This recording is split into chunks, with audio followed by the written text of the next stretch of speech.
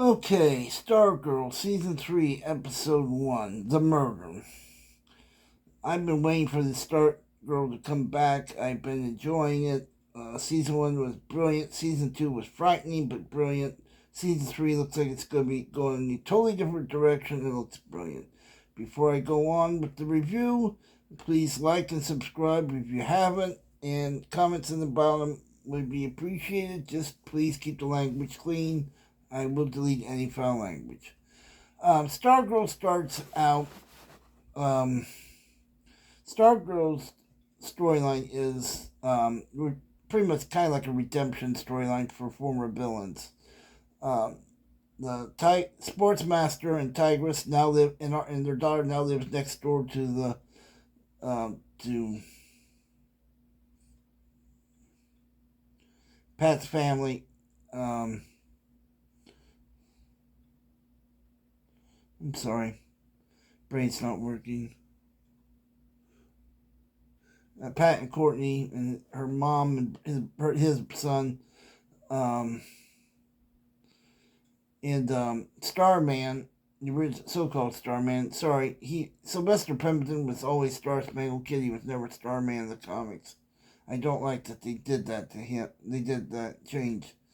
It had rebuilt some of the damage that was done in the last battles against Eclipso, and even made up the basement, cleaned it up, made a room for himself down there. But he also made a trophy uh, thing for the staff to rest. And he keeps telling Courtney that he doesn't want the staff back. The staff has chosen her, but the staff also chose him. So that's going to be a conflict this season. The Shade is staying in town, which I liked. I loved the Shade last season, especially the scene after he came back from the dead. And last season, Dr. Midnight, the original Dr. Midnight goes, "What was all that death scene in the theater, Shade?" He goes, "Oh, Charles, you don't have the flair for the dramatic." So I like the character, I like the actor, I think he's funny as hell. Then they brought the Gambler back, which was one of my favorite Golden Age villains in the comics. And he was also, I liked him in the first season, even though he wasn't he wasn't as involved as the others. Um, and I just had a bad feeling. I knew someone was going to get murdered, and had a bad feeling it was going to be um, the Gambler. Very little. We saw very little of Mike and Jakeem, which I don't know why. We saw Jakeem on his paper route and the Thunderbolt popping up. That's about it. Mike and his family, when they come back from vacation, that's the only time we saw him. Um, no sign of Jenny, the female Green Lantern.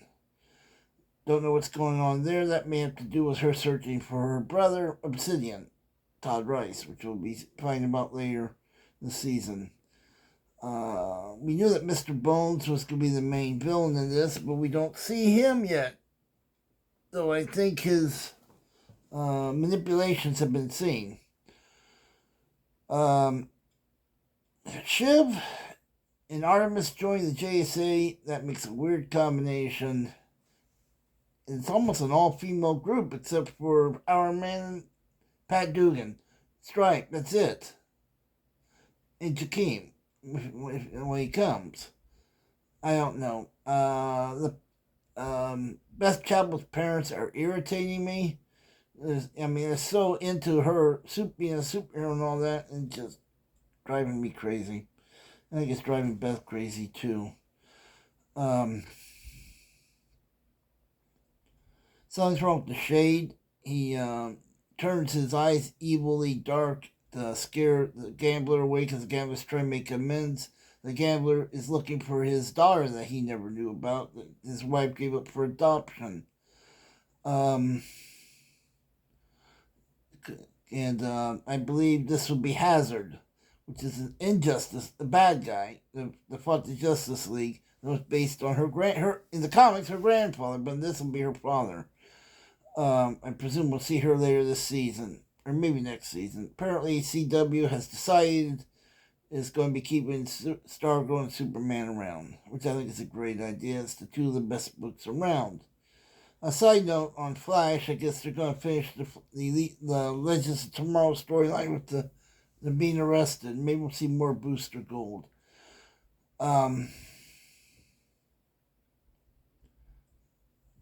Everything points at the end of the episode, the Justice Society is heading to go confront the gambler, see what's really going on, see if he's really changed or not. You hear a gunshot, and they rush to the trailer, and you see Shiv standing over the dead body of the gambler, holding the gambler's gun. And she goes, "I didn't do it." And that's how the episode ends. I would say earlier they show the gambler coming across a Wi-Fi feed of some kind that shows everybody in Blue Valley who's a superhero or a villain being monitored, like in cameras on the line. Who's doing that? It was when the gambler goes outside to take down the camera that's spying on him, he was attacked and killed. Was it Mr. Bones? Possibly. But he seems to like to work behind the scenes. Here's my theory. It's a crazy one, but it could be Starman. I love Joel McHale as Starman, but I don't think he's back for a good reason. I don't know if the Gentleman Ghost, which is mentioned in the first season, when she's going through the files of old enemies, or was it the second season, or both. I think both. Maybe the Gentleman Ghost is behind this. I don't know. Should be interesting. I On a scale of 1 to 10, I give this episode an 8.5, maybe 9. 9. I'll give it a 9. I can't wait to see it. Rest of it, I hope to see more new JSA members. They're hinting that maybe the killer is a speedster. So it could be maybe Jay Garrick's unknown child, or Jesse Quick, or somebody like that. Who knows? I have a feeling it has to do with Mr. Bones and the Helix Corporation. That's it for now. Like I said, if you like what I'm doing, please comment on the bottom, like and subscribe, and we'll talk soon.